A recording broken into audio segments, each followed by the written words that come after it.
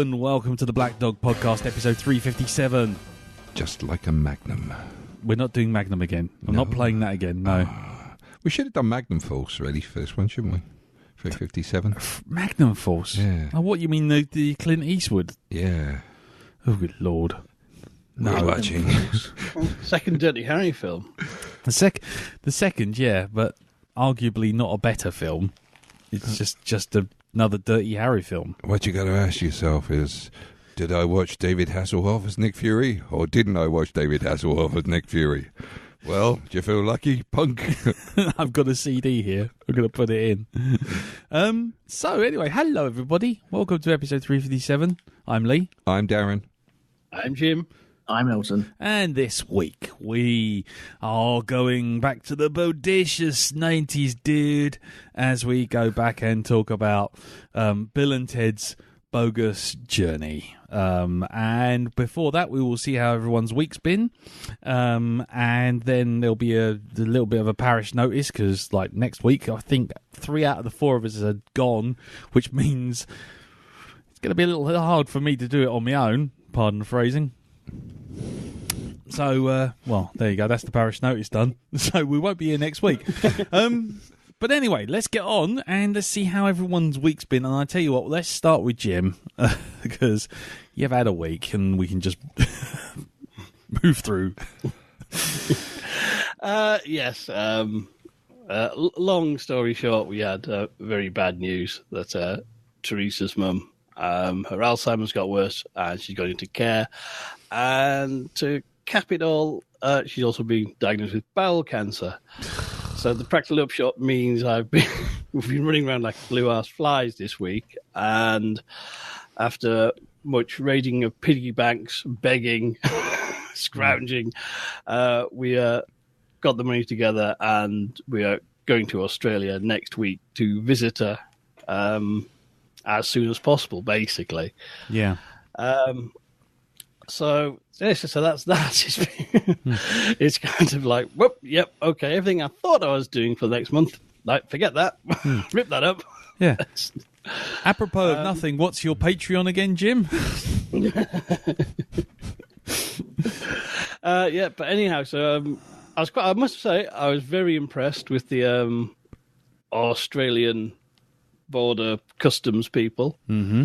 As I suddenly realised, we got the flights booked, got train to get us to the flights booked, we've got a hotel booked when we get there, we've got a car booked, blah, blah, blah.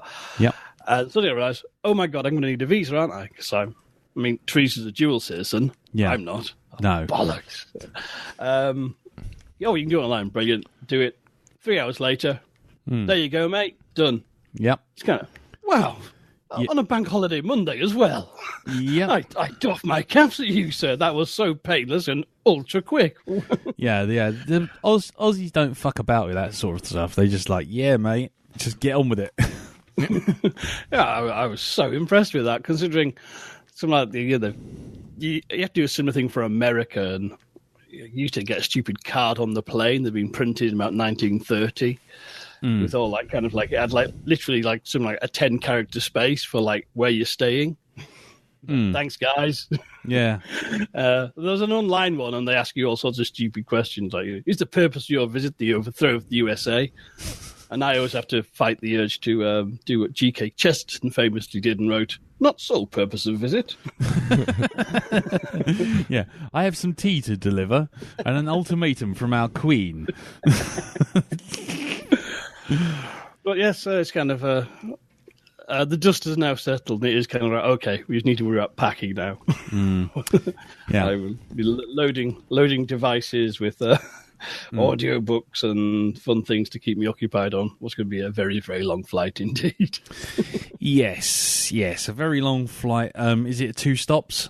Or are you going single? Stop. Oh, right, okay. The leg back isn't so bad if you have a layover. We've actually got like a 15-hour layover, so we've got a hotel to go crash in for that on the way back. Oh, that's good. That's good. Yeah. I did 5 hours in Kuala Lumpur at 4 a.m. That's not fun. Wow. Yeah, Starbucks opens at 4 a.m. though. Just so you know, if you land in Kuala Lumpur. I did 6 hours in Dubai last year in the middle of the night. No, that's not. No. midnight at the Oasis. No, midnight in a really bizarre shopping mall. Yeah, exactly. Yeah. I've also just in the Facebook chat that we have, not to pull back the curtain too much, but I have left a photo from my last visit there for you that you may find useful. That should cover everything you need to know about being in Australia. So. The Spider Hall of Fame. Yes, it's the spider identification chart. It's as previously mentioned back in 2012, I think, in podcast land. Which covers the sort of like the red ones, the ones with the painful bites, the orange ones, and then the green ones, which just look fucking evil. So don't worry. Just no need to thank me, Jim. It's right there. No worries. I've been having dangerous encounters as it is. Yes. Having a rabbit in the house who plays a bit rough. Oh. And I had to, just as Thanos has the Infinity Gauntlet, I now have the Anti-Bunny Gauntlet. Length of support bandage to stop her actually shredding the crap out of my arm. Yeah, not that she means to, but she likes to play this game where she runs around your hand, then she wants a bit of a stroke, and then she just wants to have a nibble of your fingers. But every time she wants to change, she just gets a paw and just taps the back of your hand. That's fine. However, when she does that like 400 times in an evening, your hand slowly starts turning to hamburger. Death by 1,000 rabbit cuts. No.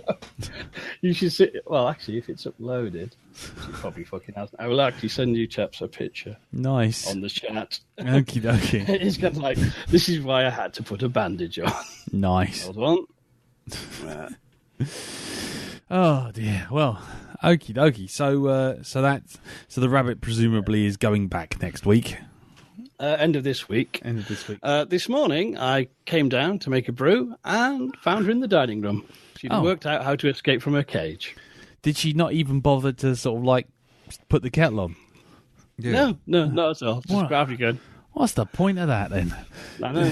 On the upside, though, she hadn't like gnawed through any cables. Or she's quite well behaved, just been exploring. Oh, yeah. But I go through the lounge where her cage is, and the cage has got like kind of, it's a plastic base and a big wire mesh. It's all hinged. So essentially, if you unclip the top, it actually will fold flat. And the whole front end had been sort of levered in. Right. How she'd done it, I do not know. But she looked bloody pleased with herself. I'll tell you that. See, this is the start. How long she'd been out, I have no idea, but she'd have been having a fine time. This is the start of the rabbit overlords. I tell you, man. I mean, I don't think she's in charge of this house, and I've just seen what she's done to your hand. For goodness' sake, I know. Jesus, I'm surprised you haven't got like major blood loss. That's actually not as bad as it was. Oh, right, okay. That's leftovers from after inventing the anti-bunny gauntlet. Wow, okay.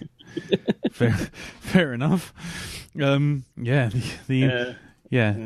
inflopity I think I'm gauntlet. just having a lie down for the rest of the year. It's all going terribly wrong in this 2018 business. I'm giving up on it now. Yeah, just click. Just even having a rabbit in the house goes horribly wrong. Yeah, just you need something to reset everything. Just start again. Okay then. Right. Anything else, sir, or shall we move on? No, that'll do me. Okie dokie. Right then, on to you, Elton. How's your week been, sir?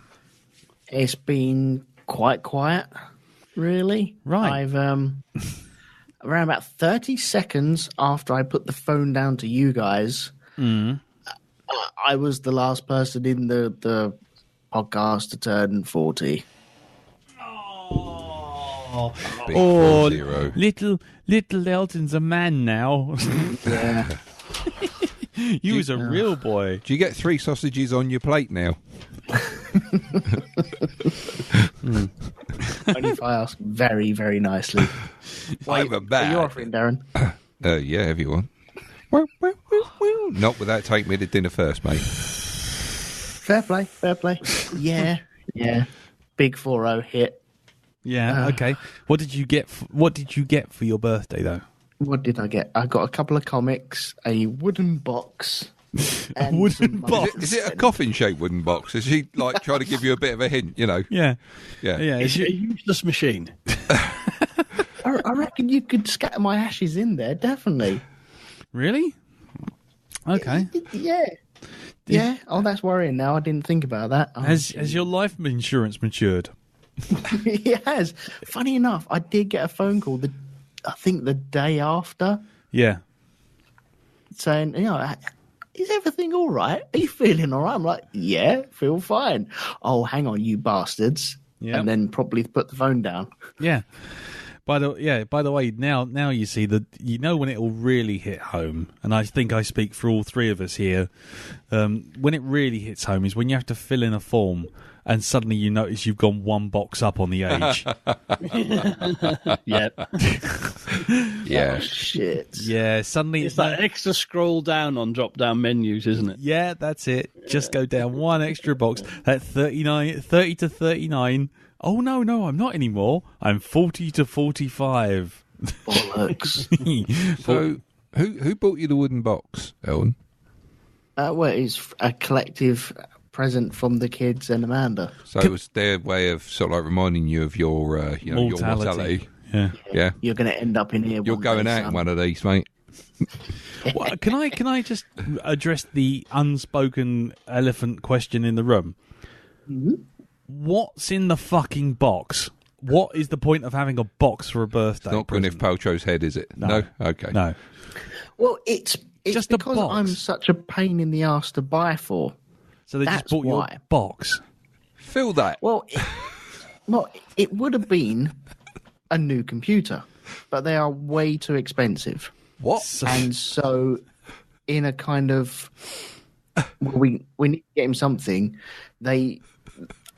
I was given a bit of money, and that was put into all the comics and all my birthday cards as well, and that was given to me as one big box, and it's a beautiful box. Yeah, it ought to be for your 40th birthday. Yeah, but yeah, look, I've got some birthday money to spend, so I'm looking to spend that on some things. I've got my eye on a few things. I just need to work out what I need or what I would like, and everything for that day came in that box. And then that box, Oh, right. so everything was wrapped in the box, and then the box was wrapped as well. No, see, you made it sound like it was just a box. You got a Yeah. box for your birthday. It was like, blimey, I haven't seen presents like that since I was like 5. Look, son, look what we got you. It's a box. You can have it as a spaceship, a car, or you can put your stuff in it. Yeah, you know It's that a piece of that action man with the stealth mode you wanted? He's in there. There you go. Yeah, find that. Yeah. Nice. Yeah. So I've got some deciding to do. I'll probably decide around about Christmas time, and then the whole palaver will start all over again because I'm notoriously bad to buy for. Apparently, even though everyone else is bad to buy for, but Yeah. I'm just a pain in the ass. that's Well, why. yeah. So yeah, I've ticked over another digit, or two Yeah. digits have now changed, which is highly depressing. And yeah, just trying to cope and deal with that at the moment. Yeah. You sank my battleship. See you real soon. Yes, that was kind of. Oh yeah, yeah. I might see you soon. Yeah, exactly. At this rate, I reckon I've only got about 2 years left anyway. Oh, right. Okay, fair enough. You'll have to show me this box when I come up on Saturday. Yeah, you can try and climb in it if you want. Is it really that big? No, it's not that big, no. Oh, it isn't. But we Oh. we could always try though. I'll say let's do it anyway. Fuck it. There you go. That's a date, mate. I'll tell you that Saturday? That's a Patreon extra video. Saturday? Yeah, going Elton's way. Are you? Yeah. Okay. He invited Jim as well. Did you not get his invite? No. Oh. No. Hey, it's not my thing. No, it's not your thing. No. It's clearly not mine, That's apparently, still to either. happen. What? Don't worry, that will still happen. I need to work out dates. No, that's fine. Fine. Well, what are you doing tomorrow? Me? I've got nothing but work to do, so fuck it. I'll just jump on a train and come over. They won't miss me. They won't even know I've gone. In fact, they'll probably get more work done. Well, there you go. Okay, so Well, there you go. Oh dear, it's all them flashbacks to being picked last at football, isn't it? Fucking didn't he? I was the football. Motherfucker. Oh dear. Yeah. So I turned 40, which was lovely, and then we went out for a meal on the Wednesday night, which was really nice. We went to a Prezzo's up the road and got thoroughly bloated up there. And then the Thursday, I've been on NyQuil ever since. So NyQuil? NyQuil. I was at Night Court. Got a gig as an actor died. I used to be on it. Oh, Yeah, man. you're either an actor or you're drugged up or something, but we didn't think you'd be working. So Yeah, I'm working. Oh, So shit. working over the weekend, so I couldn't have a beer over the beautiful weekend that we had. So you didn't even have a bank holiday then? Well, I was sat there waiting for the phone call to come in, but because I'm waiting for the call, I can't really have anything just in case, and so you kind of lose that weekend to a phone sat next to you waiting for it to ring. Yeah, fair enough. So yeah, that's a bit of a bummer, but I will make up for it this weekend.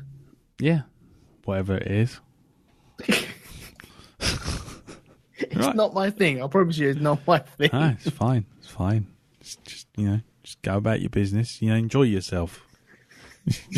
just enjoy yourself. It's fine. Don't have a problem. It's cool. Okay. So, Darren, how was your week? I fucking run this podcast, mother bastards. Who are you? Right, that's it. Go on. Off you go. Go on. That's it. Go on. I'm done. Go on. You carry on. You talk amongst yourselves. I'm going. He's going off to the toilet. I'm off. Oh, is he? Okay, Yeah. fair enough. He's going off the toilet. Yep. He is as well. He just used that as an excuse to get off the mic. He's actually left. The front door's gone. Yep. Oh, well. He's walked away. Do we all just shuffle up seats now? I think we do, yeah. So if we just gather round. I think he has actually disappeared. Shall I see if I can try and get the microphone to the toilet door? So I'm taking bets. What do we think? 1 or 2? Oh, it's definitely 2. You think it's 2? Definitely. Yeah? Well, we had a one with Foxy, didn't we? Oh, we did, yeah.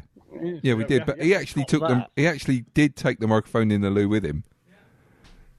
So what you're saying is that we're due a 2. I think we're due a 2, but no, it's a 1 because I've just heard the flush go, and he stepped out the toilet. No man is that a, quick. It's like a running commentary, isn't it?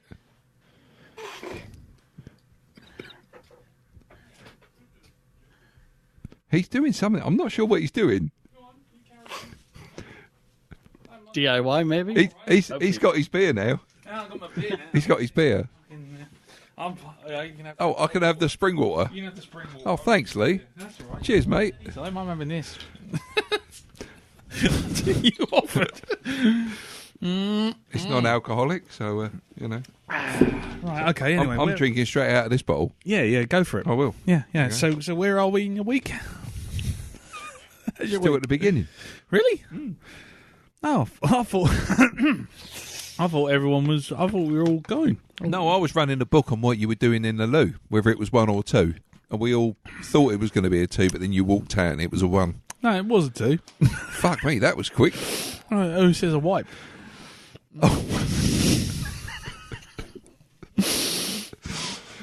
Wow. You want some of this? Oh, so like the Dartford Tunnel. Right, It's like those bombers at the end, beginning of Last Jedi. exactly.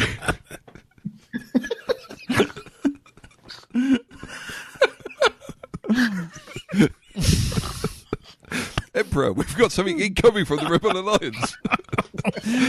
We've been outside, we found this. It was stuck to the windscreen. We think it's a small bird. Well, Well, let's have a look then. Yeah, the bird's not here anymore, but I think we scared it. Yeah, it was frozen in the depths of space. Oh dear! You sure you don't want some of this? No, I'm fine. Sure, I've got the spring water now. How about it? Right, anyway, go on in. So, Dal, how was your week? Yeah, it was good. It was good. I got out and actually had some sun this week. Went down to the Brighton coast. Brighton coast. And, just the amount of people down there it was fucking packed. Not Really, a surprise, really. really Bank was. holiday, boiling hot, and Brighton. Yeah. It's like, you queue up for stuff and it's like half an hour in a queue for donuts or ice cream. And You got to know where to look, though, in Brighton, mate. I tried to go for it. I tried. I came across a rather unusual thing that sold coffee, was it ice cream and cappuccino? That's all it did. Yeah. It's that. There's a couple of tea rooms like that. No, it's not a tea room. It was just this box that was opened by somebody. That there was like about Wasn't Elton's 40,000 birthday people box, working in it, but it was the size of a shoebox. So it's that box again. Oh, no, it was... It's near the pier. Yeah. And they do lattes and stuff like that. But so I got to tick the two things off that I normally have when I go to the seaside, which is donuts and whipped Crabs. ice cream. Oh, right. Yeah. Crabs. Oh, whelks. I had whelks. Buy any seagulls? No, I didn't. No, I'm well versed in the how to avoid seagulls thing. Always sit under cover when you're eating.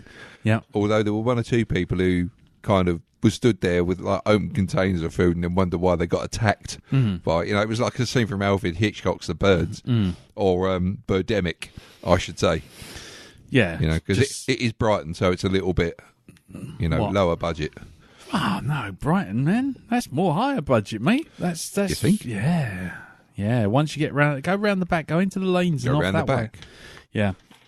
What, like Special Street? Yes. Is that yeah. Yeah, I'll give you the nod. Okay, no problem. No problem. Anyway, so you went to Brighton. Lovely. Yeah. Lovely, beautiful day. Nice. It's me, Ria, Maria. We all three of us went. Went out on the next day. We went and had pub lunch at the open air. Oh, Nice. gorgeous. Bit expensive, but fucking lovely. Mm-hmm. So Cool. so yeah, nice relaxing weekend. Although my back did play up again. I think it's getting better, but Yeah. You're one step ahead of Elton. You're getting into the next box down, aren't you? You are. I am. You are 6 months away from ticking the next box. Well, my maximum height now is actually getting lower and lower because that's how far I can actually stand up straight now. I am going to be like the Hunchback of Notre Dame. Shrink. He is. Yeah, I'm hunching over. It's like Gollum. Yeah, but I have put myself in to see a physio to Really? try and get What screen's that on? ha ha ha.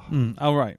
No, to try just try and get me back on track again. So You're back on track. Ah ha ha! Yes, You're funny. there you go. So on the media watching front, Oh, yes. this week I subjected myself to a TV series called Him and Her. That already sounds like a wrong un. Well, it's a thing that was on BBC Three. Well, now you've really lost me. Yeah, it's starring Russell Tovey as one of the main characters, and a guy called Steve who dates this girl called Becky, and the whole series just takes place in their flat. Oh, God, I have seen this. Yeah. This is ages old. It's full of cunts. The whole Yeah. show. It's like about 3 or 4 likeable characters in it, and the rest of them are all self-serving. That on BBC Three? I thought That was on BBC Three. Been unfinished No. years ago. Oh, it did finish, but it was on Netflix, so it was like we just chanced on it and had a watch of it. And it's car crash television. No. We couldn't. We had to watch it to the end, but every time a certain character came on screen, I'm just sitting there mumbling under my breath. Fucking Dino Typhon, you Yeah. fucking fucker. No. Yeah. Fucking. All power to the writers to make 3 or 4 series based in one single flat. Was it 3 rooms in total? Yeah. Yeah. And they kept that going for 3 series. And for the actress who plays the most unlikable character in the show to make me feel the way I did, Yeah. all power to her as well. What? That she made you hate her? Yeah, honestly, because I kept telling Ria, I said, Lee wouldn't put up with that situation. I'm just doing a body count each episode. How you would have handled And then somebody blows up. Finally, he tells us the fucking the nastiest character in it what they actually think of him, and it's like, nah, that's Lee. That's what he would have done right there. Oh, there you go. So yeah, if you want to torture yourself, have a watch of the show. No. Him and her, really is quite Shit a night. Yeah, if you want to get the anger juices flowing, is that. I haven't had a good old. Have a watch of it. Yeah. Just even one episode, and when a character called Laura comes on, just that will be it. That will push all your buttons. It's like one great big hand on the control console in your head, all the buttons at once. I feel like Bruce Banner. I feel like I've had it under control for a long time. The old. This will release the beast. I don't think. This will release the beast. I doubt if you'll even last 5 minutes into an episode. Oh, okay. Tell the truth. Well, if that's the case, I might give one episode a go. Yeah, just see what you think. All right. What the fuck was it? Yeah, go on then. Anything else? Yeah, just one other thing. Years after its release, I've bought Alien Isolation. Oh, right. Alien Isolation on cheap, the whole thing. Yep.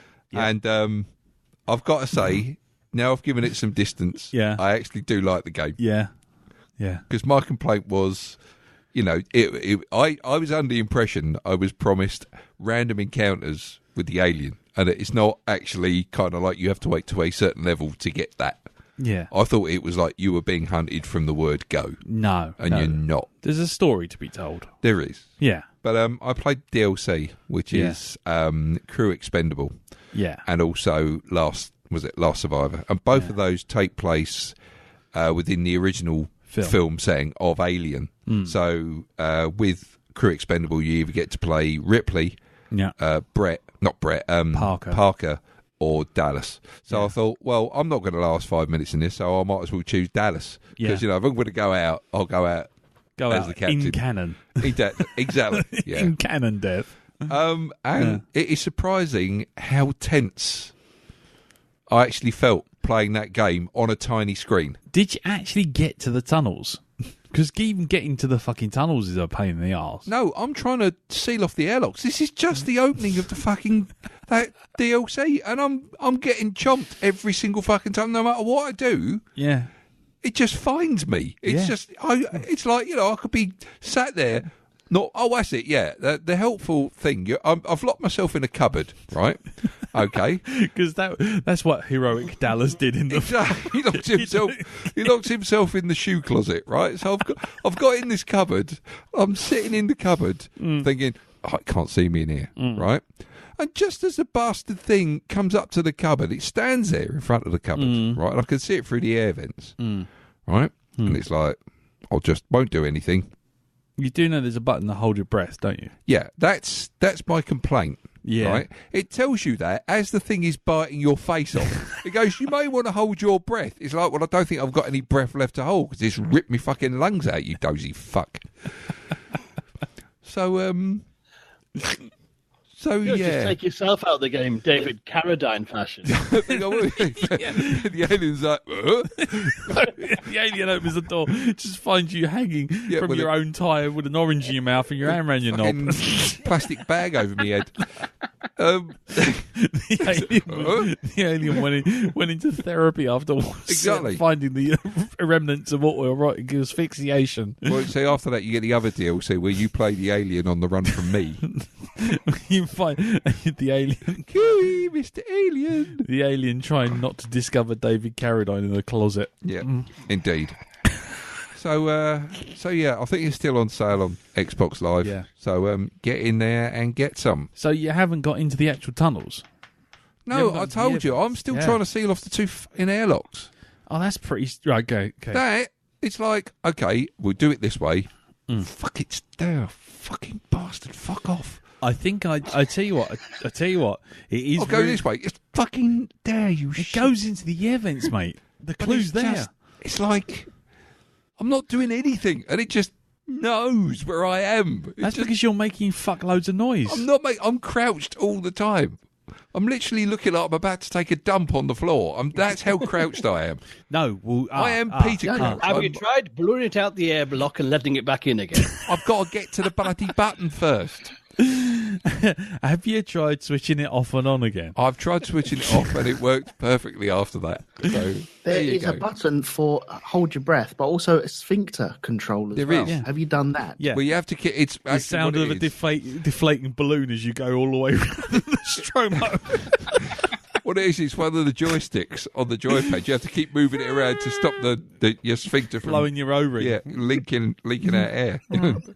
you hear a sort of like a whining sound, very very faint to begin with. Yeah. Or, Grabs that nodding bird and shoves it up his arse to stop all the air coming out. Yes. press a button and then he goes. Oh shit! Wrong button. distract the alien.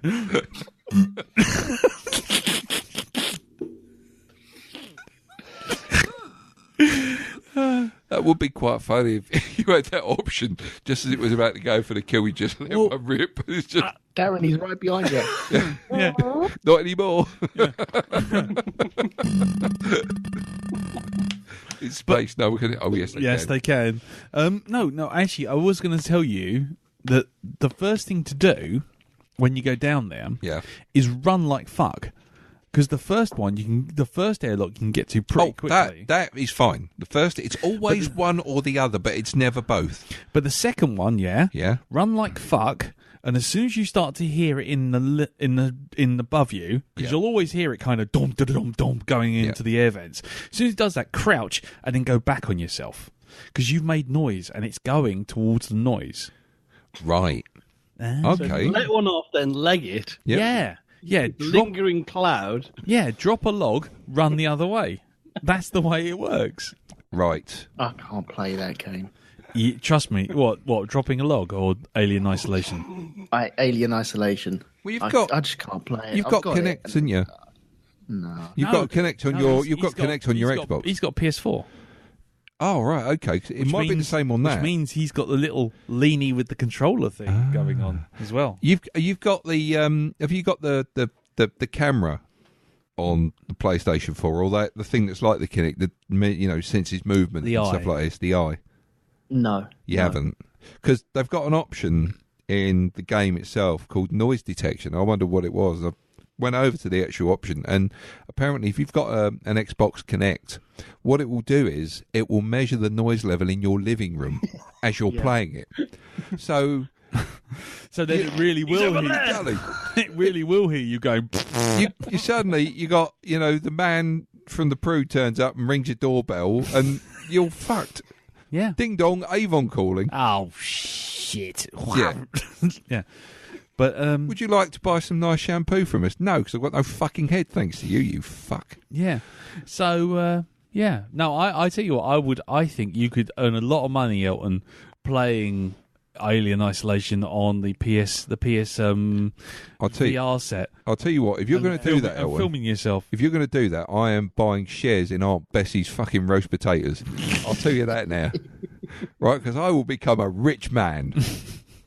Can you get it on the PS4? Oh, God, Yes. yeah. Like And the VR. PS3 as well. Yeah, and the VR. No, VR though. Yeah. I'm pretty sure.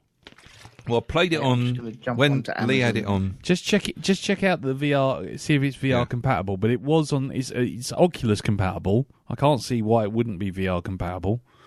But check it before you buy it. Obviously, No, I played it on yours. I wouldn't want anyone to give you a bum steer and have just like a box that's completely useless turn up on your doorstep or nothing. Wasn't me. That wasn't me. Okay, whatever you say. Anyway, is that it, Dal? Yeah. Yeah, just about. Cool. Okay. Well, really quick one for me this week. Basically, it's bank holiday. The girls decided they wanted to go to the park yesterday, and off we went to the park where we could rent bikes on the hottest day of the weekend. And there I was on the bikes. And it's one of those banana bikes, the ones that you sort of like a bit like a C5. You sort of lay down on them and you move by sort of rocking inside the frame. Yep. Yeah. So, got to say this, this is humble brag, all right? Racing round, first time, raced round nice and quick. Second time, not so good. third time, I think they were just going to drag me out, throw me under a bush, and just throw water on me until I cooled down. But just for a little bit of ego. Mm-hmm.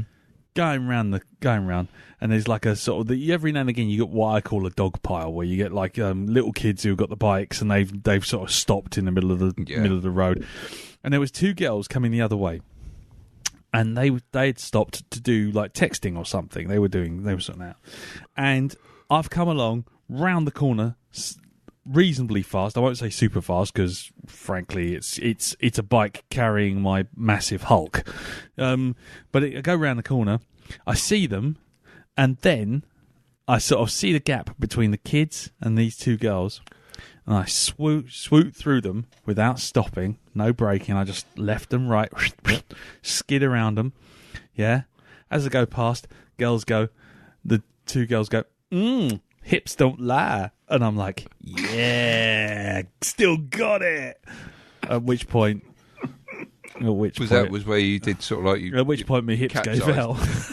At which point I went over a bump and it was like, oh, my spine. But alternation of my hips don't lie. Hips lie. Yeah, hips don't lie. So yeah, that's me, man. Snake hips Medcar from now on. That's all I'll answer to.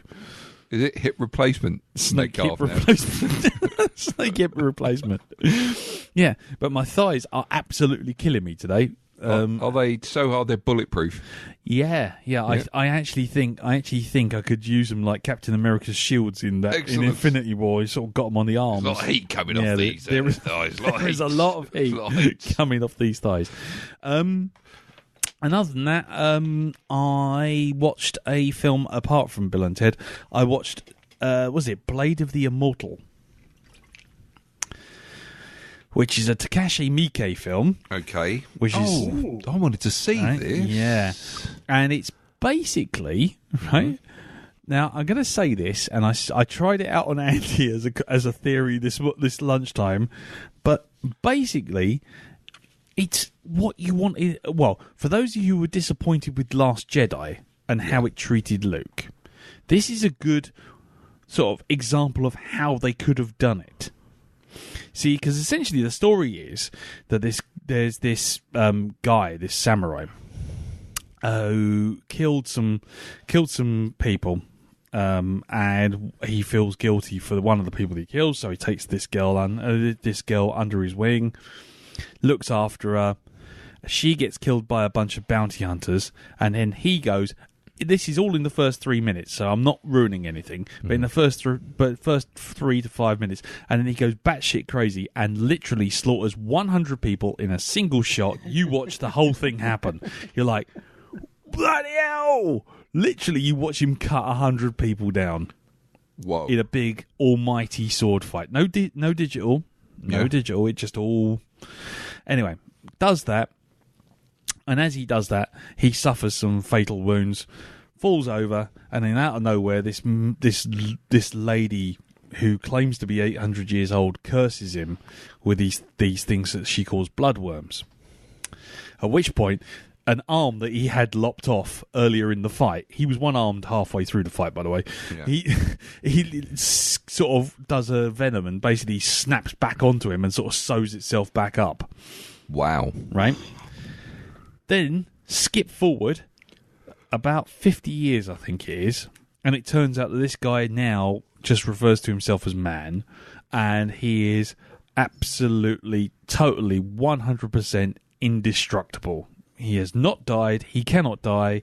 He will never die. But he will refuse to fight because the girl died under his protection, and so he's gone into hiding because he has failed her. Then what happens is this whole new bunch of bad guys turn up. I won't tell you too much about them, but they are some of them are a bit evil, sort of monkey, supernaturally kind of thing going on. Mm-hmm. One who has the heads of some of his victims on his shoulder pads that actually still talk. That's kind of a bit freaky. But anyway, and these guys come along and they are ruining sort of dojos all around Edo province. Yeah. And so this new girl comes out. She's learning sword fighting. she's not strong enough to take them on, and so she goes looking for him, the immortal swordsman, otherwise known as the 100-man killer. She finds him, and he refuses to train her, and so therefore it's her trying to get him to train her and eventually bring him into the fight to protect her in a way that he couldn't do before. Right. And it sounds a bit of a stretch, but I literally was sitting there for about half of it thinking, just put some spaceships and a beard on this fella, and you've got what I think a lot of people were expecting from The Last Jedi with Luke. The whole thing of a supernaturally powerful swordsman who has thought he was doing good, made a mistake, failed one time too many, and then goes into hiding. That is essentially what is The Last Jedi, isn't it? And I think so, yeah. And then it takes a new blood, so to speak, who needs his help to basically pull him back into the world. Except it's done in it's just ultra violence in every conceivable way. I don't think it goes more than 10 minutes without a almighty sword fight, and usually requiring both him to get absolutely marmalised with knives and weapons and limbs lopped off, and his is the antagonist he's after getting absolutely ramshackled with a bunch of swords. Yeah. He also has this whole thing of having this really sort of flowing sort of like kimono kind of thing. And there's probably people going, no, it's not called a kimono, it's called something else. But he would literally, he can throw weapons out. So sometimes he's got like sort of weapons all up his sleeve and shit like that. So he's throwing out different, and he's fighting with different things. So one minute he's fighting with a sword, next he's got a scythe, and he's got these two swords. And he does a really cool thing with these two swords, but where he can literally lock them together and turn them into like a one long, sort of like 12-foot long blade, double-ended kind of thing. It's great fun. It gets a bit tiring towards the end because you've literally seen there's only so many ways you can see people just getting literally sliced to pieces over and over again. But in terms of the way it's shot and, you know, that sort of, how can you say, the sort of Far Eastern kind of, there's kind of those cultural quirks which kind of occasionally crop up in some of those films, and you kind of go, what? They've just stopped because he said, chicken roll or something like that. Something just goes on. Something happens and it always just sort of takes a bit of a left turn and you go, what? Huh? Well, that kind of left turn stuff is quite low, but the action is superb. The story is really well done. It's probably about half an hour too long, and so it gets a bit wearing, and then there's a whole double crossing plot going on with the government and this other bad guy going on, and it all threatens to get a bit muddled. But yeah, I really enjoyed it, and it was certainly a left turn stylistically after watching Bill and Ted. Yeah, you go from Bill and Ted to that, and you're like, fucking hell, fire. Okay, fair enough. One minute we got a very friendly Grim Reaper, and next minute I've got an immortal swordsman fighting another immortal swordsman, and there's just a shot where like they've literally stabbed about 10, 15, 20 knives through each other, and they've sort of stuck together like a pincushion. Okay. Yeah. So it's also, I tell you what, it also does themes like in Highlander very well.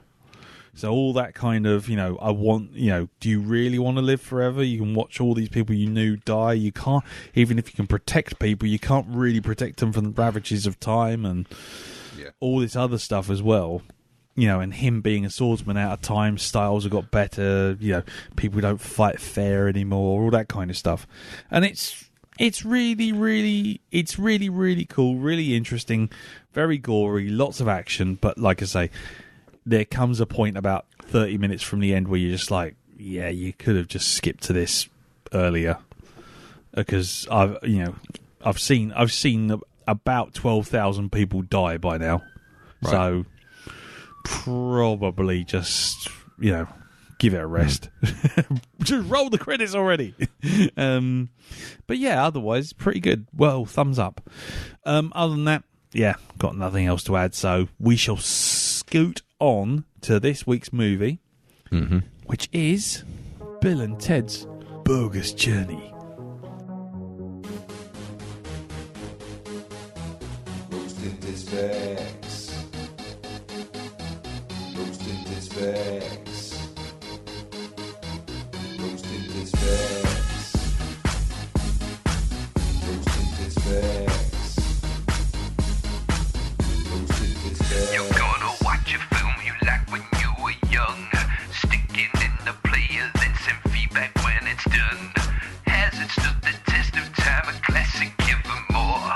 Or has the movie lost its shine, a cinematic bore?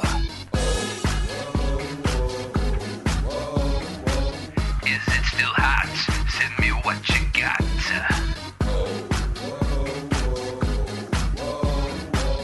Is it still hot? Send me what you got. We'll read out your thoughts on this week's roasted specs. We'll read out your thoughts on this week's roasted specs.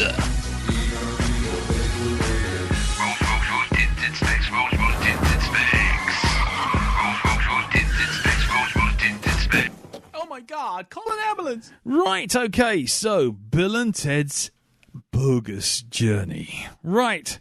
Well, I tell you what, we're not going to bother with the fucking wiki, because you know what? We go on the same old trip every time. Round the wiki. We go round the wiki, la-di-da-di-da, and we always come to the same thing. We get bored with the wiki. So you know what? Sod the wiki. This week, sod the wiki. What I'm going to do is I'm going to give you a few trivia tips from Bill and Ted. Go on then. Yeah, Bill and Ted's Bogus Journey, which, by the way, on this very day of recording, a third one has been greenlit. Officially greenlit. Bill and Ted Face the Music. Coming in 2020. There you go. I don't know how I feel about that at the moment. I'm kind of interested, because it supposedly features Bill and Ted having settled down with the Princess Babes and a family, and finding that even though they can write music and do that, they haven't made the piece of music that could actually unify the world as per the first one. So, there you go. Don't know about what will come from that, but I mean, it's got the director of Galaxy Quest on board. It's got the two main writers on board again. Right. Everyone's on board. I've got. Let's put it this way: ever since Blade Runner 2049, anyone says new sequel 30 years later, and I'm just like, well, let's just wait and see now, as opposed to, oh God, which was usually my default reaction for the last 40 years. Anyway, so just a few things. So, for example, the evil character played by Joss Ackland, his name was Denomalos. Was it Denomalos? Yeah, Denomalos, which is the writer's name, Ed Solomon, backwards. Ah. There you go. Little factoid. And we've also got things like when Bill and Ted were addressing God, you can see two statues at the base of the staircase. One is Michael Powell and the other one is David Niven, as a homage to the Matter of Life and Death. Matter of Life and Death. Powell, Yes, yeah. Michael Powell and David Niven, yeah. So there you go. See, this is a bit more interesting, you see. And so, the original title was going to be Bill and Ted Goes to Hell. But actually, Bill and Ted Goes to Hell was seen as offensive by a number of screening audiences, and so was turned into The Bogus Journey. Of course it would. Of course it was. Because, why wouldn't it? Because America. Because, yeah. Well, I suppose Bogus Journey fits in with, Excellent Adventure. Yeah. Bogus Journey. Yeah. And another little tip and top. The Riddance of Evil, which is what Missy reads out to basically exorcise them back to hell. Yeah. That's actually a book from Stephen King, 4 Past Midnight. Right. Yeah. Wow. Oh, God, it is, yes. There you go. I was watching it last night. I thought, that rings a bell, but I thought, it must just ring a bell for the numerous times I watched this as a younger man. Yep. In various different states of mind. Yep. Yeah, it's the secret window. States of mind. Yeah. Secret garden, secret We all know what that means, don't we? Yeah, we do. But yeah, it was from the Secret Window, Secret Garden from 4 Past Midnight. So there you go. And just a couple more. Joss Ackland said in the Radio Times interview that he only did a project because of a bet. Really? Yeah, between him and a family member who said he wouldn't do it. And he went, yes, I And he will. went, yes, I bloody will. And off he went. Joss, diplomatic immunity.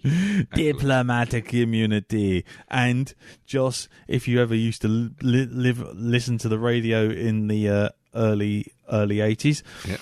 good old Yellow Pages. But he never had a glass of water on him. So he went, good old Yellow Pages. It's not like something like a leaky saliva gland. It's just used like to do Jesus. Mr. Kipling adverts as well. Yep. I thought Yep. so. So anyway, what I was going to say, obviously the Grim Reaper was a reference to Ingmar Bergman's The Seventh Seal, Yep.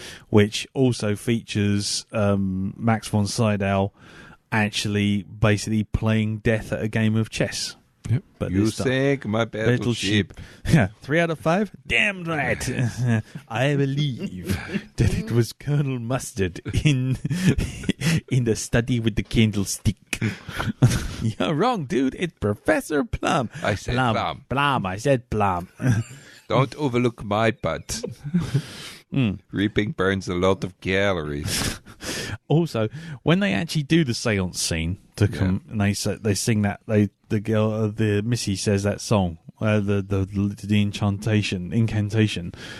It's actually again, it's another thing that's backwards, which is Chris and Ed will rule the world, which is the writers again. Right. Ed Sullivan and Chris Brubaker. Chris and Ed will rule the world. It's Chris Matheson, sorry. And Alex Winter, who plays Bill, Also plays his grandma, mother. Yeah. place a kiss right on the lips. And also the guy who plays Death can actually also be seen as the English guy. Doing the dance at the Battle of the Exactly. Bands. Yeah. Sat there with his family. Yeah, that's right. Yeah. Oh, jolly good. Jolly good. Oh, that was him. That was him, the same guy, yeah. Ah. Yeah. He was also the chief bad guy in Die Hard 2. That's right, he was. Chief bad guy in Die Hard 2. And wasn't he in that film with Billy Zane, which I really like, but I can never remember, Demon Knight? Is it Tales from the Crypt, Demon Knight? I'm looking up now. Which I thought was very good. Just as a B-movie, straight-to-video VHS schlocker, I think it is called Demon Knight, and it's basically about a guy... Yeah, it is, yeah. shored up in a warehouse, isn't it, with Billy Zane's devil sort of outside trying to get in. He was in don't know, Iron I've Man never seen 3. He was in Iron Man 3. I think he was the president, wasn't he? Yeah. Got blown out of a window. Ah, right. So there. There you go. Got blown out of the plane, didn't he? Out of Air Force One, where they had to pick him, get them all. Like Pokemon. Yeah, that's it. Got to catch them all. Anyway, right. Yes. So yeah, the film was shot over 12 weeks, which is something. And yeah, that's about it. I'll leave it there. I'll leave it there because you know what? Don't matter none. No. So let's have a look around the table and see what everyone thought about Bill and Ted's Excellent Adventure. So, Elton, Yeah. what do you think, dude? Still love it. Yeah, I took my rose-tinted specs off for this and gave it a fair appraisal, but still came away loving it. Not as much as what I remember, though. The rose-tinted specs have faded ever so slightly on this. Back in the day, because I can say that now, unfortunately. Back in the day, that's right. when I were a lad. Welcome to the club. Thank you. I watched the shit out of this. I watched it. I remember my cousin introducing me to Bill and Ted's Excellent Adventure because I went round to his house and was like, "Oh yeah, what about this film? What about Terminator? What about Predator?" And he went, "No. no, you need to see this. Totally different. Yeah. And sat down, watched Excellent Adventure, and fell in love with it. And I don't know whether that was the possible start of the time travel expedition that I went on from then on, I suppose. But that, it could be a starting point for me. Yep. But fell in love with it. And then heard about the second one coming out. I think... No, I didn't go see it at the cinema. I wanted to go see it at the cinema, but I wasn't allowed to. I can't remember why. Maybe I don't think my parents wanted to go watch it. Maybe thought it was a bit stupid. But anyway, had to wait maybe a year for it to come out on VHS, and went out and bought it on VHS, and then just watched the shit out of it constantly. This was on loop like Aliens was. Oh, right. And, oh, man, yeah, I adored it. But I think I got a lot of the time travel stuff from the Excellent Adventure, because there's not really that much time travel stuff in this episode, in this film, is there? No. I mean, you have the bit at the end when they sort of go, we still can't play, and then just disappear and reappear and go, that was the most bodacious 18 months of intense guitar training. Yeah, and he's got his ZZ Top beard as well. That's right. Excellent. Yeah. But yeah, this was kind of in the culture that I was knocking around in. It was all the guitar, if something was good, you'd do the little air guitar, you do the little diddle-diddle-diddle. It was just everything that we were all about. Absolutely loved it. And Keanu Reeves, man, he was the dude. And then he went on and made Point Break when we was at school, and just man, he was the man at the time.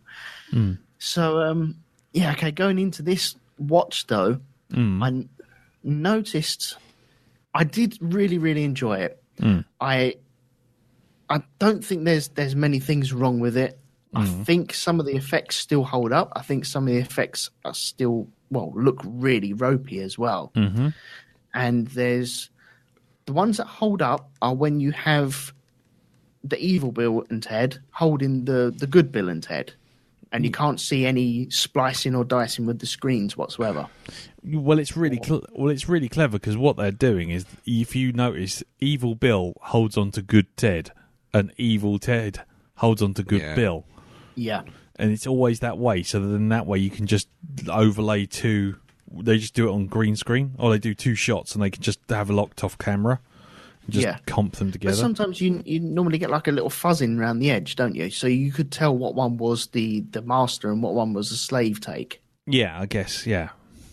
But there's none of that really, that I noticed anyway. No, you're right.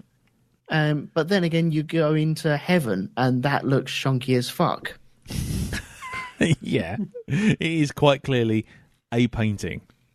Yeah. And not a very good one. It's a really bad painting as well. A really, really bad one as well.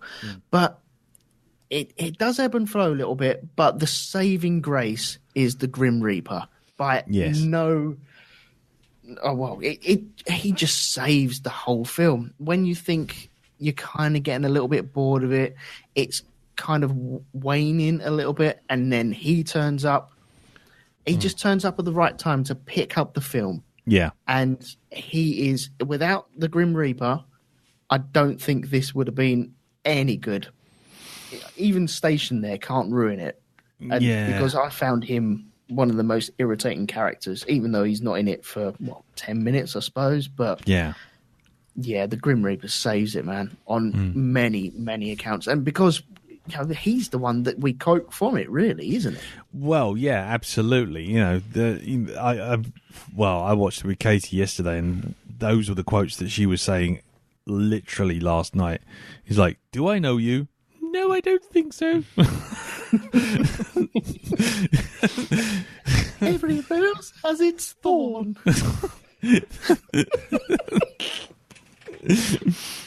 Oh, it's brilliant. Yeah. He's just got some of the classic lines in it. What about me? I made the wigs. I did shopping. I did the shopping. Yeah, See you real soon. yeah, exactly. Yeah, It's just brilliant throughout. But I did get some nostalgia kicks in it as well. There's a bit where they walk over a glass pane as they're walking into heaven, and you get that shot from underneath all three guys. And Keanu Reeves is wearing some Adidas. And I remember wanting them Adidas because they're the Adidas torsions. I was like, oh man, so badly want some Adidas torsions now. yeah. It's not fair. Though I that never had torsions. that scene though does actually reveal the biggest long game gag out of the whole thing. Okay, what's that? Well, how do they get away from the Grim Reaper in the first place? They beat him. They Melvin. Oh no, they wedge him, don't they? Yeah, but how do they get to wedgie him? What do they say? Shoes are untied. Your shoes are untied. And then when you finally see, he's got no shoes on. Ah, He's not even wearing shoes. I beg to differ on that. Go on. You remember when he comes out of heaven and he falls down on his face, sat down? You look at his feet. He's wearing these fucking high top black trainers. Yeah. I mean, that's just a cover up. But the thing is, you know what I mean? You know what I'm saying? In Twister, you see he has no shoes on. Yep. But then you actually get to see the whole because they bring it up as well. You know, he goes, "Oh, they're Melvin to me," but that's the whole thing. Butch and Sundance, the early years. But that whole thing of seeing his feet, you suddenly go, "Hang on, he isn't wearing shoes. How did they get him to fucking tell him his shoes are untied?" It's like, what? That's a long game. Yeah, I didn't even think about that. But there are some, I suppose, lulls in it, especially when they enter Ted's dad. Yeah. That's kind of, okay, you're kind of really dragging your feet in this. And also going to see Missy as well as spirits. And just, why? What was going on there? Why go there? I just didn't quite get that. I think Obviously, they need a way to get them to hell. Yeah. And I found the hell bit a little long, I suppose. But overall, yeah, I still loved it. And then when God Gave Rock and Roll to You starts playing at the end, you know, you kind of get, Yeah. It's I fucking love this. Yeah. It is. And then the Grim Reaper wins the Indy 500. I'm like, oh, yes. I didn't know I could run that fast. Yeah, exactly. Yeah, that's great. Cracking. Cool. So overall, thumbs up, yeah? Overall, thumbs up, yeah. With reservations. Yeah, with reservations. I think it's... I don't think I've seen this since school. Interesting. So I must have watched the shit out of it and then not watched it at all until last night. And yeah, the nostalgia kind of kicked in at the end. The music kicked in. It's like, and it all goes all soft. Yeah, and all the newspapers. All yeah, down, can't get rock. Oh, yeah. It's a proper, straightforward, big old anthem. You hate yourself for liking it. Kiss duck up. Yeah, oh, Gene Simmons, hello again. Yeah. I do have a question about that.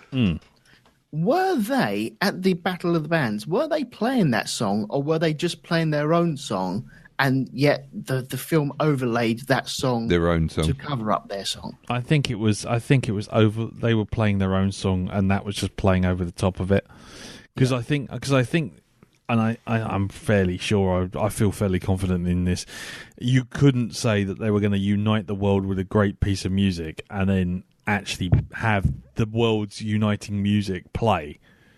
It's it's a bit like Monty Python's The World's Funniest Joke. You can't actually say the world's funniest joke because if you did, it'd have to be the world's funniest joke. So they turned that into a joke of them running, all the English running through the trenches saying it in German. You know what I mean? It's like you got to cover it up. So, or Tribute by Tenacious D when it says that this is not the greatest song in the world. This is just a tribute. Exactly. Yeah. So I always got the feeling that they weren't playing. The opening solo isn't God Gave Rock and Roll to You. So I get the feeling that was kind of the start of it, and then it just God Gave Rock and Roll plays over the top of it. Yeah. Cool. Okie dokie. Well, we'll maybe come back in a bit to you, but we shall move on now to Jim. Sir, what do you think? Well, I've not seen this movie for a good few years now. Much like several other films we've done recently, it was one of those movies that was watched a lot in my youth, and then that has been rested. I think the last time I saw it, I think Channel 4 showed Excellent Adventure one Sunday afternoon, then Bogus Journey the Sunday after. About 10 years ago, something like that. So I've had a good long break from it, and I was a bit wary. Thought, oh god, this might have really dated horribly. Wayne's World, anyone? Oh god, yeah. And but I sat down and watched it, and the old magic was still there. It took a bit longer than I remember to get going, but it is telling a more complicated story than the first one. And I'd argue that this is one of those rare things where the sequel is superior to the first. And it's just kind of the imagination in it is just fantastic. Yeah. And I mean, I know kind of Heaven actually does look, that's where the effects really are dated badly. Yeah. And it's kind of, on old VHS, which I originally, we were renting this out on, that looked pretty good. Yeah. But in pinch up cranky on a big screen, it looks horrible. Yeah. But, it's kind of, but the look of it, though, the concept of all like the floating islands and the way it mirrors the floating islands in hell is one of the just many little details that didn't have to be there. Yeah. But are in there. And that what makes this so good. It's even things, you see them by Dustbusters, and if you look at the robot's feet, you can see they're rejig Dustbusters to make their trainers. And just there's lots little details that you didn't have to put in. And I just thoroughly enjoyed it, and having not watched it for a good while, had that delightful thing of having a few jokes I'd completely forgotten, and bits had grown fuzzy, and suddenly, I remember this was going to happen now. This is ace, and I mean, it was just a really, really fun film. I think what struck me is kind of when I was going into it, I was thinking that kind of. I know it was early 90s, but it's like those kind of like late 80s metal scene. And that kind of, those kind of like dumb characters. It was kind of, we've had a lot of those kind of sort of dumb comedy characters ever since. Yeah. In American comedy, kind of I'd probably say, diminishing returns, to be honest. Yeah. That's fair. But, this, it kind of, the characters still work, and that's because they are dumb. But they know they're dumb. Yeah. And they're essentially good-hearted. And they have just such a sort of naive optimism that, it's kind of, it's all right for them to not be the sharpest tools in the box. In fact, it's kind of, it's their simplicity and their innocence that makes them win through. Yeah. They don't just get lucky, you know what I mean? They choose battleships and they beat the Reaper. Yeah.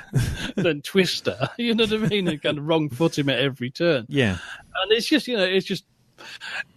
it just works so well. And I think the arc is just, they're characters you can laugh with, whereas a lot of like the dumb teen comedies that have followed, it's characters you're laughing at.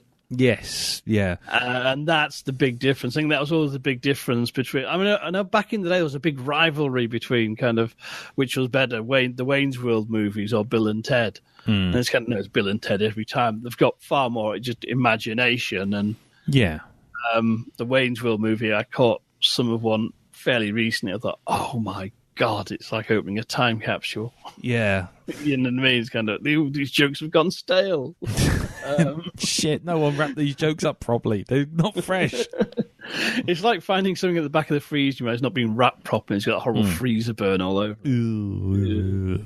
But this was just kind of like, apart from a couple of technical things, I just thought it still really, really held up as just a fantastically fun film, but a fantastically imaginative one as well. Yeah, absolutely. Cool. Okay, then. What about you, Mr. Beer? Right.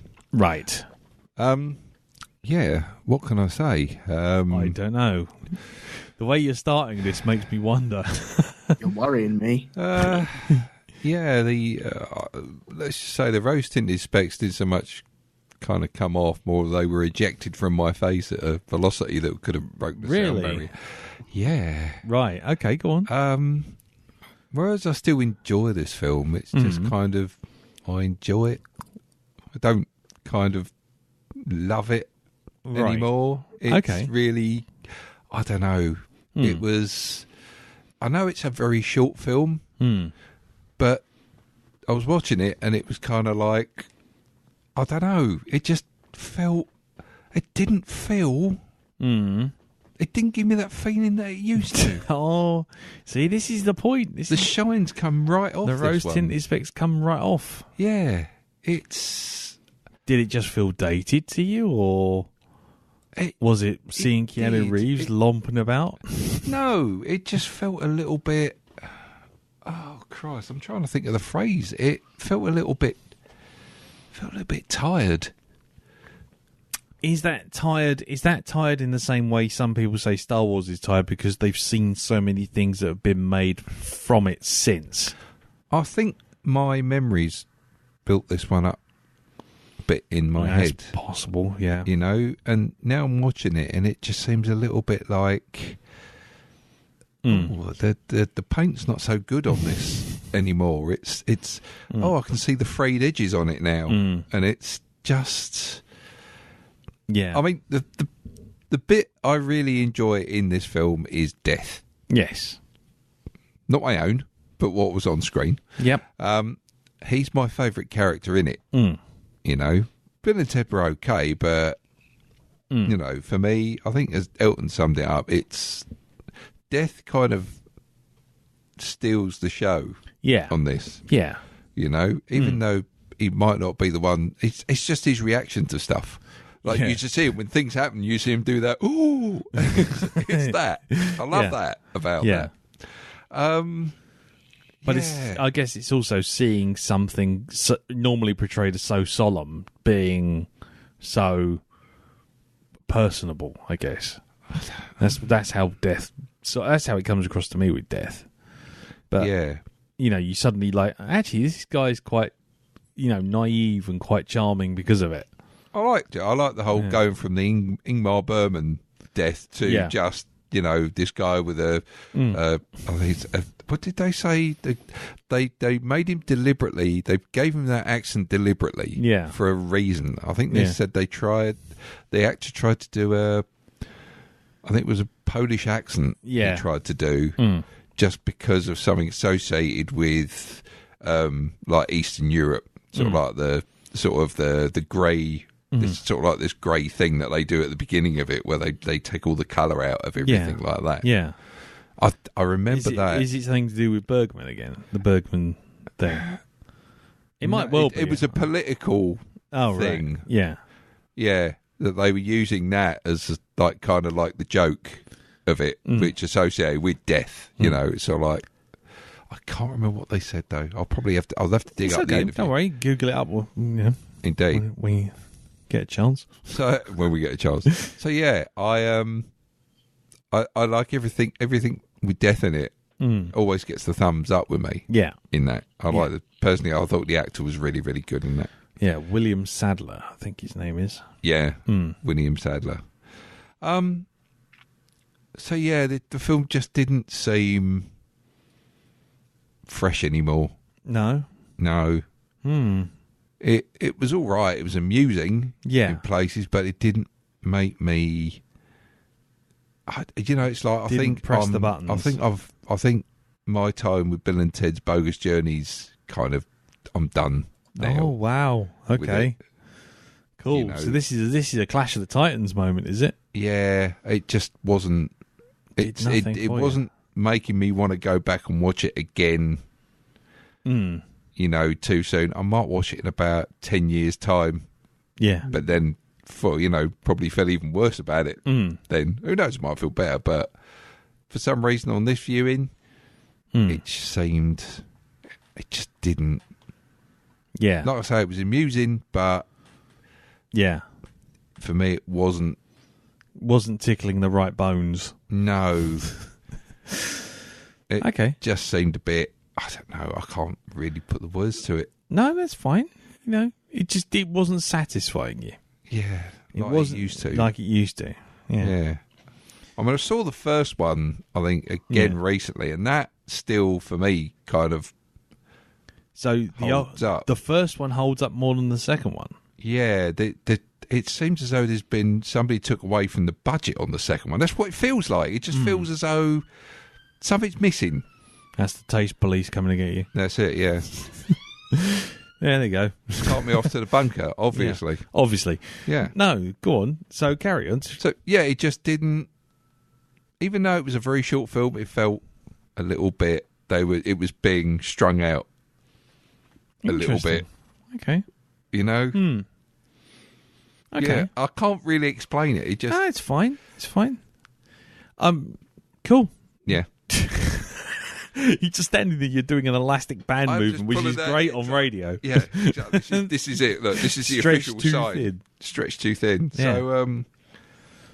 So yeah, So a bit of a thumbs down then. it's a bit sad, really. Oh, that's sad. Yeah. Oh, okay. Never mind. Darren's childhood ends here. I think so. We put a flag in the sand. Mark the date, everyone. This was it. It's like that scene on the Red Wolf episode, Simoon, Yeah.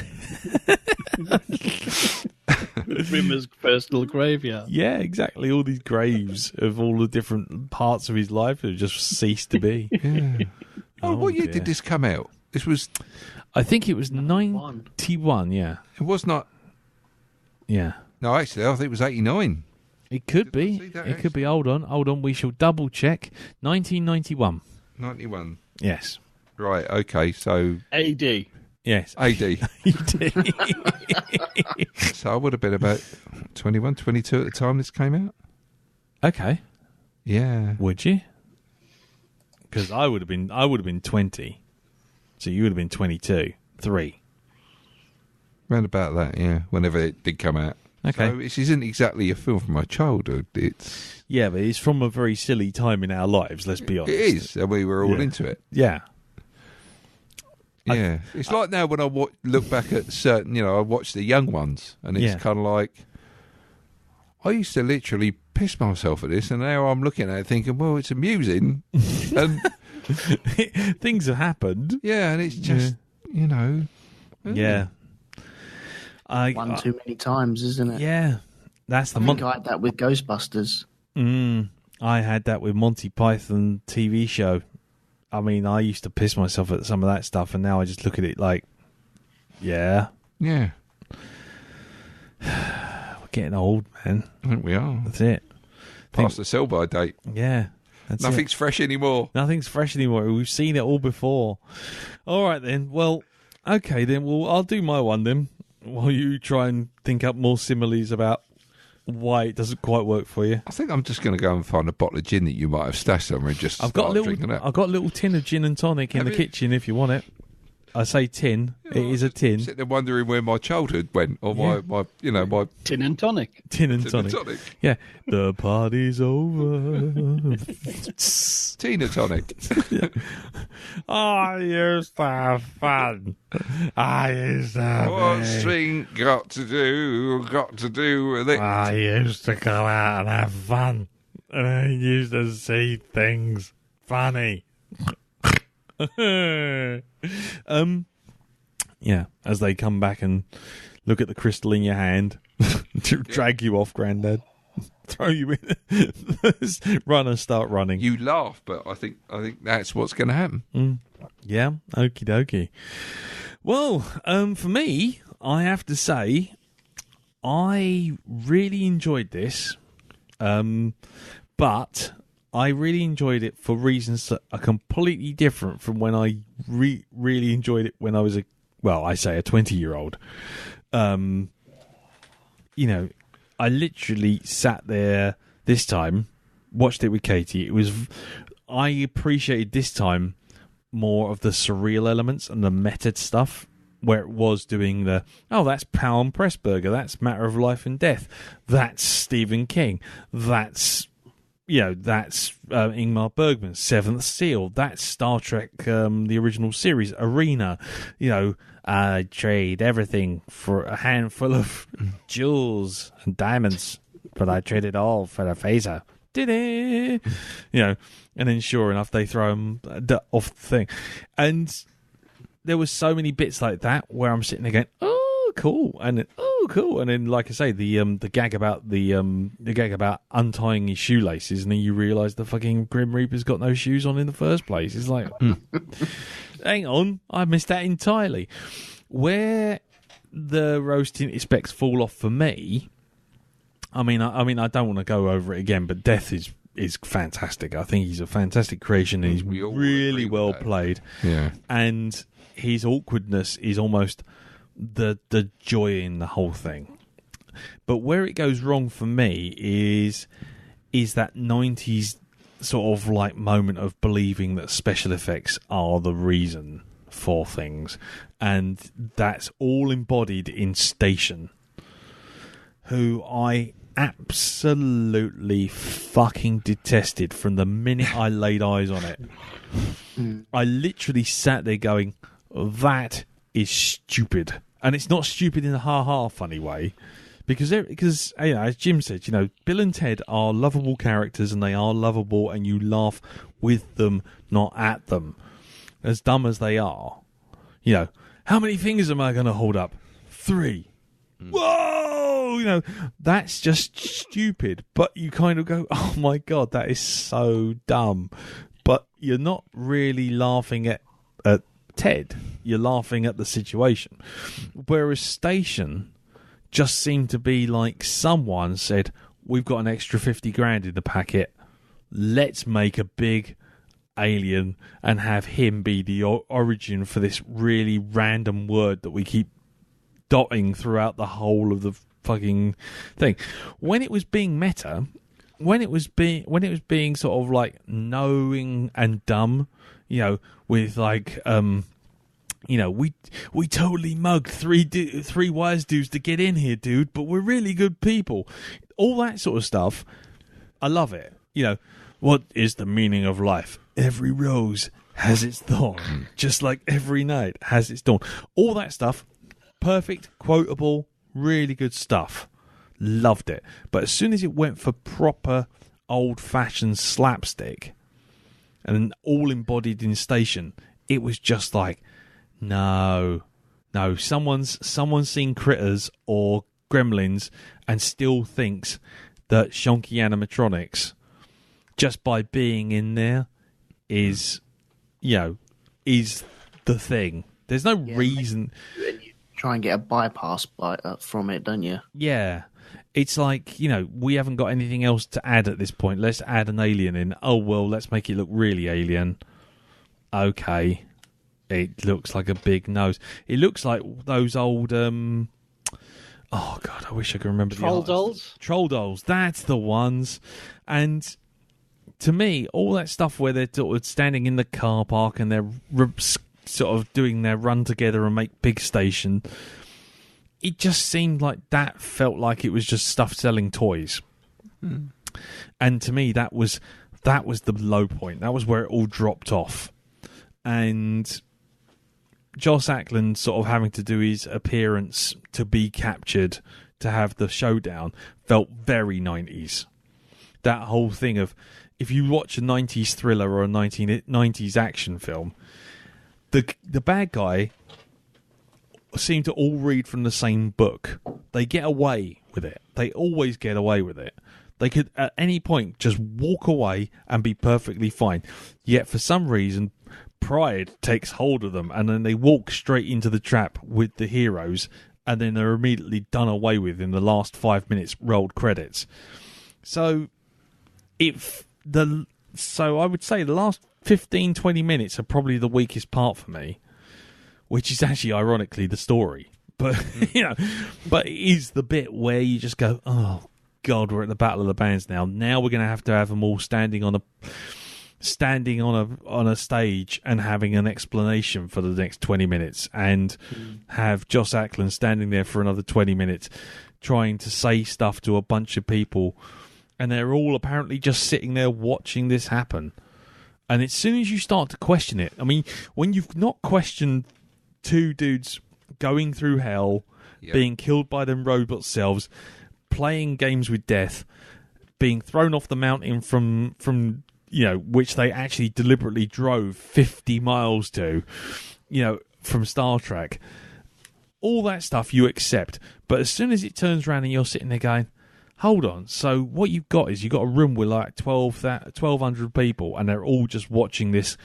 Hey, we've been out and we've met the babes, and we've learnt all these amazing things. And oh, here's Joss Ackland. Oh, we've defeated Joss Ackland. Oh, look, we've got away with it. Hooray! Let's have a guitar punch up. You're just like, really? As soon as you start questioning it, it's like you're questioning the most sensible bit of the fucking story. And it's just like, it just felt like... You saying that, I was questioning it at the very beginning as well, because at its heart, there is some time travel in this film. And yet, at the very beginning, they're in like 2691, whatever it is.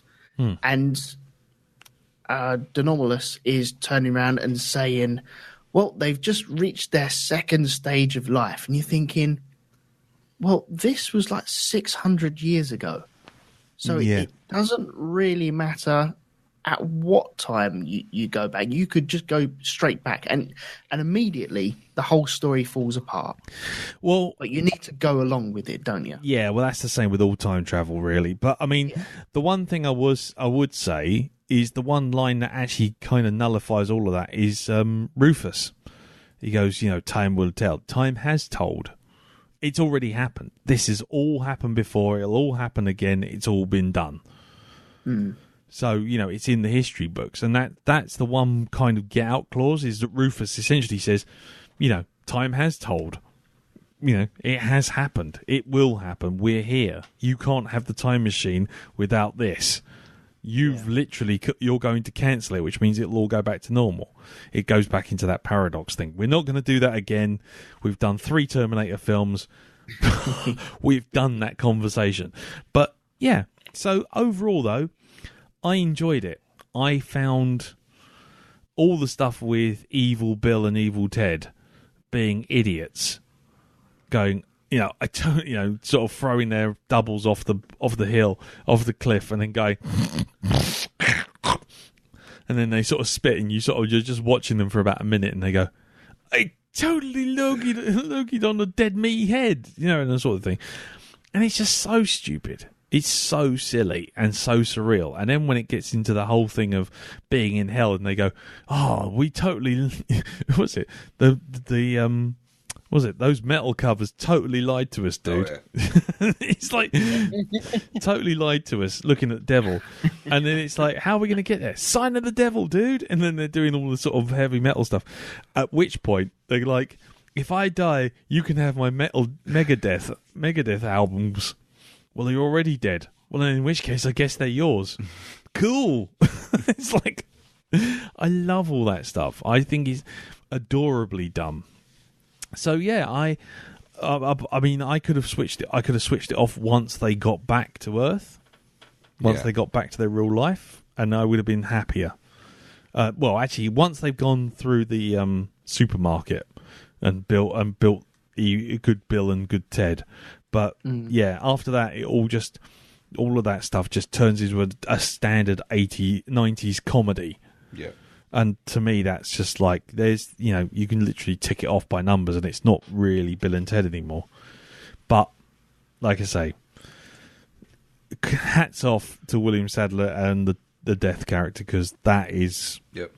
Yeah. You will stay with me forever. Yeah. There are 2 things I'd like to bring up. Sure. If you don't mind. One thing with the language in it, it really dates it back to really early 90s. Yeah. especially with the derogatory offences that they drop in now and again, which won't be turning up in the next film whatsoever. Oh, you'd say that. Do you reckon they would? Yeah. I mean, it's it's interesting. I mean, something Katie brought up when I put it, sort of said, right, that's it, film's over, go on, off you go upstairs and off up to bed, and she just sort of said, is that why everyone over 30 says dude a lot? And you're like, well, actually, yeah, probably. Yeah. And it's like, yeah, so... I was thinking more the fag. Oh, yeah, I mean... Yeah, that's not going to turn up at all in the next one. No, but, that's... As much as it's a lazy get-out clause, it was a different time back then. I mean, it doesn't excuse it, but it doesn't. You at least acknowledge it. It's not going to do that now. Yeah, and one other thing, Keanu Reeves. Now we all know he's a rather good-looking chap anyway, but he hardly ever smiles in any of his other movies, and yet in this he's beaming in it, and it's just glorious to see. And I kind of want to see more of that. So what we've... Hold on. So this is your man crush on Keanu Reeves? Oh, definitely would. You would? Yeah. Right. Well, there you go. Things you learn, eh? It's just nice to see him smiling. Yeah. Well, okay. That's lovely. Are we going? Does that mean we're doing Point Break at some point? I thought we were. Are we? I haven't put it on the docket. It's a film I've seen, but without the volume on. I hate Point Break. Do you? I just no. No, don't do it. No, we can do it because I'm sure everyone else loves it, but it's just ugh. No. I think it's in Point Break. Kind of goes in hand with The Last Boy Scout. It's a film of the time. I think if I watched them again, it might ruin it for me. I don't know, because I've got Last Boy Scout and I'm considering sticking that on the docket because I've got a lot of time for Shane Black writing, and also the line where are you? Oh, I don't know, but I think I fucked a squirrel to death. which is immediately worthy of a docket inclusion. Have you not? Do you not remember that bit? No. Basically, Bruce Willis is asleep in his car, drunk, and then he's got the window wound down, and then a bunch of kids have sort of gone past him a couple of times and seen him sort of like passed out like a hobo in his car, and then they just pick a bit of like a squirrel roadkill off the road and then throw it through his window, and then he wakes up with a start. And the phone goes, and they go, "Where are you?" And he goes, "I don't know, but I think I fucked a squirrel to death last night," because he's got the dead squirrel in his lap. Yeah, it made me laugh. I think you had to be there. I don't remember that bit, but I'm sure it will come back to me when I actually see it. Yeah. Well, if you've seen The Nice Guys, you've seen Last Boy Scout, basically. Right. Okay then. Well, I think that's it, really. So. Yeah, I think we've been through the Bill and Ted Mill.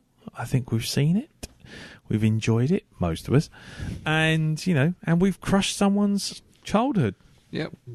I think jobs are good. And right. Well, anyway, so just leaves us to wrap up now. Obviously, before we get to sort of Jim and Elton's stuff. Again, the parish notice, in case you didn't really get it from my mumblings at the beginning, we are not here next week. Darren's away, Elton's at work, Jim obviously is away, so it's just me. So I won't be on my own talking to myself, basically. So I'm going to take a week off. Sod ya.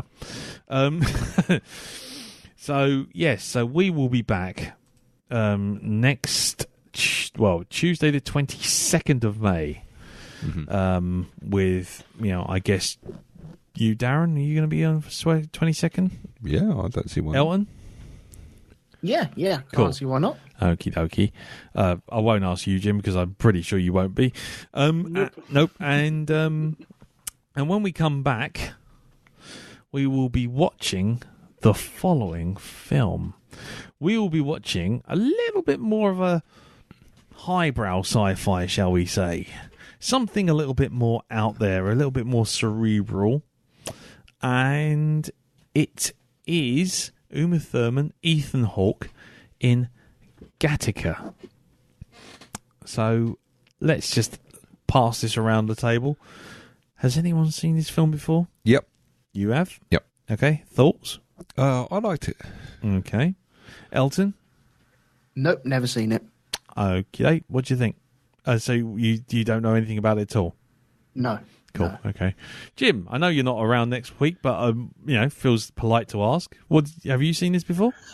Yes, yeah. I've only seen it once, actually. I really enjoyed it. That was a very interesting movie, but it seems to just vanish without a trace, I think. And cool. Okay. And I'm fairly sure I've seen it. However, it's been such a long time. I know I've only seen it once, so I have absolutely. I may as well have not seen it. Let's put it that way. For all as much as I remember of it. So, yeah. So Gattaca, I might as well get counted as not seeing it at all. So next time when we come back on the 22nd, it'll be the three of us and maybe another guest who will be playing the role of Jim. Yes. So until that time, now it just leaves us to find out what everyone's doing, what their wares are elsewhere on the internet. So, Jim, would you like to let us know what's going on in the world of Hypnagoria? Yes, well, this weekend I'm doing a show on the movie The Ritual. Nice. Which will be spoiler-free, and I also talk about the book, and then have a big spoilery bit at the end. Oh, right. There you go. So there you go. Oh, right, okay. And, cool. And, right, what about you, Elton? Well, tomorrow night, or tonight when this is released, which is Wednesday the 9th of May, I will be going live on Shonky Lab in the normal places, and I will be talking about pirates and, as of yet, an undecided episode as well. An undecided episode. Ooh, juicy dangler. Well, I'm not too sure whether to do paper rounds or birthdays, since I just had a big birthday. Paper rounds or birthdays? Interesting. I'd probably go birthdays if I were you. I don't know. I don't know anyone who ever had a paper round, really. Oh, there you go. There you go. I probably will do birthdays, but paper rounds is still on the docket for a future episode. Okay, cool. Well, there you go. And where can we find all this stuff then? You can catch the Shonky Lab. Where would it be? It'll be on mixler.com/Rogue2Media, and all the other stuff that I record will be on Rogue2Media.com. Cool. Okie dokie.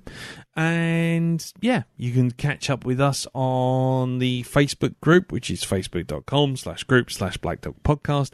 And you can follow us on Twitter, which doesn't really do anything, but hey, what the hell if you feel like it, which is also at Black Dog Podcast. I personally am on Twitter at Cartoon Beardy. Darren, you're at on Twitter? Sticklepunk. Okay. Jim? Hypnagoria. And Elton? Elton McManus. There you go, on Twitter. And yes, and also we have a Patreon which just helps keep the lights on and replace all the kit when it fails, and it is kind of up and down and failing at the moment. So stay I feel like Han Solo at the moment. She'll hold together. Hear me, baby, hold together. Every time I turn the computer on right now. So yeah, we'll see how that goes. But if you want to throw a few shekels our way, then head on over to patreon.com/BlackDogPodcast, where you can also get a monthly newscast and, well, occasionally a spoiler review like Avengers, and a poster which is got one of our ever lovely quotes, which they really, really don't want us to put on the posters in the cinema lobby. That's all I'll say. And so head on over to there, help us out where you can if you can, and that's that. Right, so thank you very much for listening. Thank you, Jim. Thank you, Elton. Thank you, Darren. And yes, we shall see you in 2 weeks' time for Gattaca. So until then, take care. Thanks for listening. We'll see you soon. Tatty bye. Bye-bye. Bye-bye. Ta-da.